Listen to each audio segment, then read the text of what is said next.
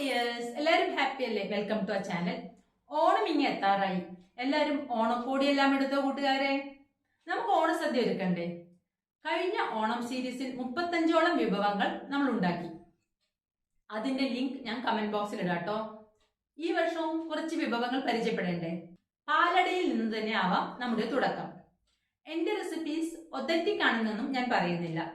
അമ്മ പറഞ്ഞെന്ന റെസിപ്പീസ് ആവാം, അല്ലെങ്കിൽ പുറത്തുനിന്ന് എവിടെന്നെങ്കിലും കിട്ടിയ ഒരു റെസിപ്പി വീട്ടിലുള്ളവരുടെ രുചിക്കനുസരിച്ച് ചില മാറ്റങ്ങളെല്ലാം വരുത്തി പ്രസന്റ് ചെയ്യുന്നതും ആവാം.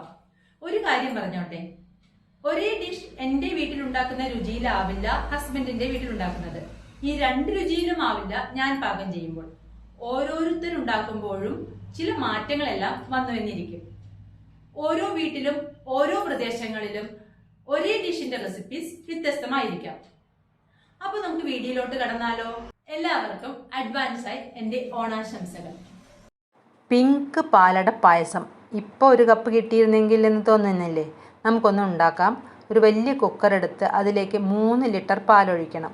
നമ്മളിവിടെ പാക്കറ്റ് പാലാണ് വാങ്ങുന്നത്, 1/2 ലിറ്ററിൻ്റെ പാക്കറ്റാണ്. അപ്പോൾ 6 പാക്കറ്റ് പാൽ ഇതിലേക്ക് ഒഴിക്കുക. അതിലേക്ക് 1/2 കപ്പ് വെള്ളം, അതായത് 1 ടീ കപ്പ് വെള്ളം, പിന്നെ 1 കപ്പ് പഞ്ചസാര ഇട്ട് നല്ലപോലെ ഇളക്കുക. എല്ലാം ഒന്ന് അലിഞ്ഞ് വരണം. ഈ പാല് തിളയ്ക്കണം. അപ്പോൾ തിളയ്ക്കാൻ ആവശ്യമുള്ള സ്പേസ് ഉണ്ടാവണം കേട്ടോ. ഇത്തിരി വലിയ കുക്കർ തന്നെ എടുക്കണം. കുറച്ച് സമയം അടുത്ത് തന്നെ നിന്ന് ഇളക്കുക.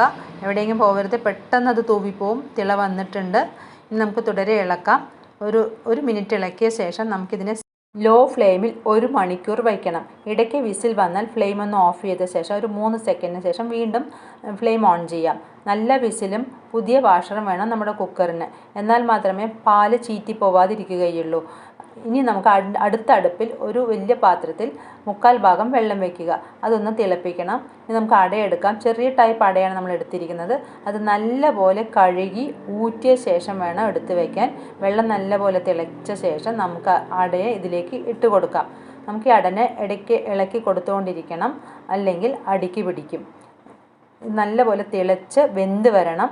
അട നല്ലപോലെ വെന്തിട്ടില്ലെങ്കിൽ പിന്നെ പഞ്ചസാര തട്ടിക്കഴിഞ്ഞാൽ ഒട്ടും വേവുകയില്ല. അപ്പോൾ വേവുന്നത് വരെ ഇതിലിട്ട് ഇളക്കുക. കുറച്ച് ക്ഷമ വേണം. വെന്തോ എന്ന് നോക്കാം. കുറച്ച് വേവ് കുറവാണ്, കുറച്ചുകൂടി വേവിക്കാം നമുക്ക്. വെള്ളമെല്ലാം നോക്കൂ, നല്ല പാല് പോലെ ആയിട്ടുണ്ട്, കഞ്ഞി കുറുകിയ പോലെ ഉണ്ട്. ഈ സ്റ്റാർച്ചൊക്കെ നിന്നാൽ നമ്മുടെ പായസത്തിന് ടേസ്റ്റ് ഉണ്ടാവില്ല. നമുക്കിതിനെ ഒന്ന് ഊറ്റാം. അട നല്ലപോലെ വെന്തിട്ടുണ്ട്. ചെറിയ ചെറിയ ഓട്ടയുള്ള അരിപ്പയാണ്. അതിലേക്ക് ഊറ്റിയ ശേഷം നല്ലപോലെ പൈപ്പ് വെള്ളത്തിൽ കഴുകിയെടുക്കണം. ഒട്ടും പശ പാടില്ല. പശ ഉണ്ടെങ്കിൽ നമ്മുടെ പായസത്തിൻ്റെ ടേസ്റ്റേ മാറും. നല്ല ഊറ്റിയെടുത്തിട്ടുണ്ട്. അടയെല്ലാം ഒറ്റ ആയിട്ടുണ്ട്. പാലിലെ പ്രഷർ പോയ ശേഷം വീണ്ടും 1/2 മണിക്കൂർ കഴിഞ്ഞു. നോക്കൂ, ആട വന്നിട്ടുണ്ട്. ഇതെല്ലാം എടുത്ത് മാറ്റാം. പാലിൻ്റെ കളറൊന്ന് നോക്കൂ. നമ്മുടെ ലൈറ്റിൽ അത്ര ഭംഗിയായിട്ട് കാണുന്നില്ല. നല്ല പിങ്ക് കളറായിട്ടുണ്ട്. നല്ല മണമുണ്ട്. അടുക്കള മുഴുവൻ നല്ല കുറുകിയ പാലിൻ്റെ മണമാണ്. പണ്ട് പാല് കുറുക്കായിരുന്നു പതിവ്. ഇപ്പോൾ നമുക്ക് എത്ര പെട്ടെന്നാണ് ഈ കളർ കിട്ടിയതെന്ന് നോക്കൂ. ഇനി നമുക്ക് പായസം റെഡിയാക്കാനായിട്ട് ഒരു കടായിൽ 1 ടേബിൾ സ്പൂൺ നെയ്യെടുത്ത് അതൊന്ന് ഉരുകി വരുമ്പോൾ നേരത്തെ വേവിച്ച് കഴുകി വെച്ച അട ഇതിലേക്ക് ഇട്ട് കൊടുക്കുക. 1/2 കപ്പ് പഞ്ചസാര, അതായത് നമ്മുടെ 1 ടീ കപ്പ് പഞ്ചസാര ഇട്ട് നല്ലപോലെ ഇളക്കുക. ഈ പഞ്ചസാര അടയിലെല്ലാം നല്ലപോലെ പിടിക്കാനാണ് നമ്മളിപ്പം പഞ്ചസാര ഇട്ട് ഇളക്കുന്നത്. വെന്ത അടയാണ്. ഇതിലേക്ക് ഒരു നുള്ളുപ്പിട്ട് കൊടുത്തിട്ടുണ്ട്. പായസത്തിൻ്റെ മധുരം ഒന്ന് ബാലൻസ് ആവാനാണ്. പഞ്ചസാര തട്ടിയത് നമ്മുടെ അട നല്ലപോലെ ലൂസായി. ഇനി ഇത് നല്ലപോലെ വറ്റി വരുന്നത് വരെ ഇളക്കുക. അപ്പോഴേക്കും പഞ്ചസാര എല്ലാം അടയിൽ നല്ലപോലെ പിടിച്ചിട്ടുണ്ടാവും. പാലിൽ നമ്മൾ നേരത്തെ പഞ്ചസാര ഇട്ടിട്ടുണ്ടല്ലോ. ഇനി കുറച്ച് പാലെടുത്ത് ഇതിലേക്ക് ഒഴിച്ച് ഒന്ന് മിക്സ് ചെയ്യണം. കട്ടയൊന്നും ഇല്ലാതിരിക്കാനാണിത്. എല്ലാ പാലും ഒന്നിച്ചൊഴിച്ച് കഴിഞ്ഞാൽ നമുക്ക് മിക്സ് ചെയ്യാൻ വളരെ ബുദ്ധിമുട്ടായിരിക്കും. കട്ടയെല്ലാം പോയ ശേഷം നമുക്ക് കുക്കറിലെ പാല് മുഴുവൻ എടുത്ത് ഇതിലേക്ക് ഒഴിക്കാം. ഇനി ഇത് തിളപ്പിച്ച് വറ്റിക്കണം. ഒരു 15 മിനിറ്റെങ്കിലും തിളപ്പിക്കണം. എന്നാൽ മാത്രമേ ഈ പാലും അടയും ഒക്കെ ഒന്ന് യോജിച്ചു വരികയുള്ളൂ.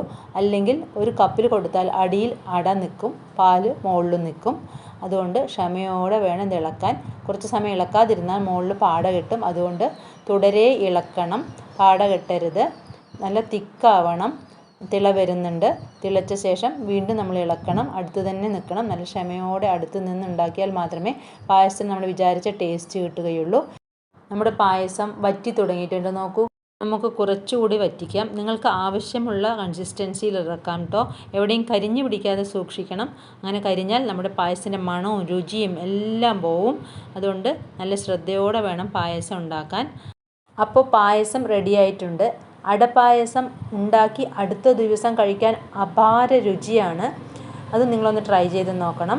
ഈ പായസം നിങ്ങളെല്ലാവരും ഉണ്ടാക്കി അതിന് ടേസ്റ്റ് നോക്കിയ ശേഷം അഭിപ്രായം അറിയിക്കണം. അടുത്ത വീഡിയോയിൽ കാണുന്നത് വരെ താങ്ക് യു ഡിയേഴ്സ്.